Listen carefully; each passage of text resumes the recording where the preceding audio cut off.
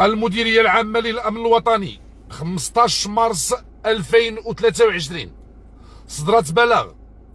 هذا البلاغ أنه يقول بأن تمكنت العناصر الولائية للشرطة القضائية في مدينة الدار البيضاء بالتنسيق مع الفرقة الوطنية للشرطة القضائية والمديرية العامة ديال الأمن الوطني أو عفوا ديال المراقبة ديال التراب الوطني. هذا التنسيق المحكم والتعميق في البحث ادى لتوقيف 3 متطرفين موالين لتنظيم داعش الإرهابي في الساعة الأولى من صباح اليوم الأربعاء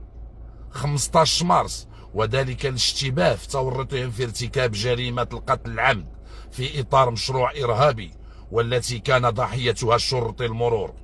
أثناء مزاولته لمهامه.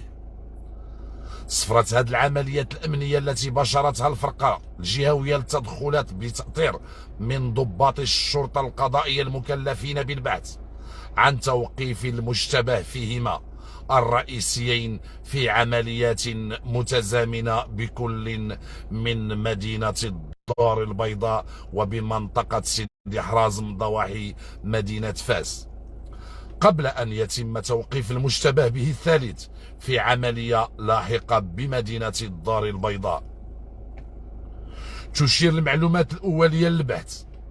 إلى أن المشتبه فيهم أعلنوا مؤخرا الولاء لأميرهم المزعوم للتنظيم الإرهابي داعش، وصمموا العزم على الانخراط في مشروع إرهابي محلي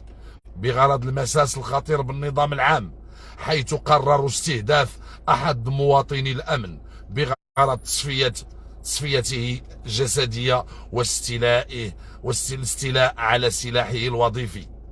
لغرض ارتكاب جريمة السطو على وكالة بنكية تم تحديد مكانها مسبقا والاتفاق على طريقة اقتحامها، وذلك بغرض تحصيل العائدات المالية لهذا الفعل الإجرامي. وأكدت الأبحاث والتحريات المنجزة إلى غاية هذه المرحلة من البحث أن المشتبه فيهما الأول والثاني هما من تكلف بالتنفيذ المادي لجريمة القتل العمد والتمثيل بجثة الشرطي الضحية، بعد ما تربصوا له في مكان الاشتغال ديالو في إحدى المدارات في عمله الروتيني الليلي. قاموا بالاعتداء عليه والاعتداء حقا بتعريضه للاعتداء الجسدي بواسطة السلاح الأبيض قبل أن يعمد إلى سرقة سيارته الخاصة وسلاحه الوظيفي وإضرام النار في جثته بمنطقة قروية. كما أوضح البلاغ مسارات البحث كذلك أن المشتبه فيهما قام بالتنسيق مع المشتبه فيه الثالث والذي يحمل نفس المخططات المتطرفة، وذلك لتغيير معالم الجريمة وطمس الأدلة من خلال إضرام النار عمدا في السيارة الخاصة بالشرطي الضحية. وقد تمكنت عملية المسح التقني والإجراءات ديال التفتيش المنجزة في إطار هذه القضية من حجز الأسلحة البيضاء المستعملة في ارتكاب هذه الجريمة واسترجاع الأصفاد المهنية والسلاح الوظيفي الخاص بالشرطي الفقيد، والذي تمت تخبئته في مكان آمن بمدينة الدار البيضاء، وذلك تحضيرا لاستخدامه في استكمال مشروعهم الإرهابي. وقد تم الاحتفاظ بالمشتبه فيهم تحت تدبير الحراسة النظرية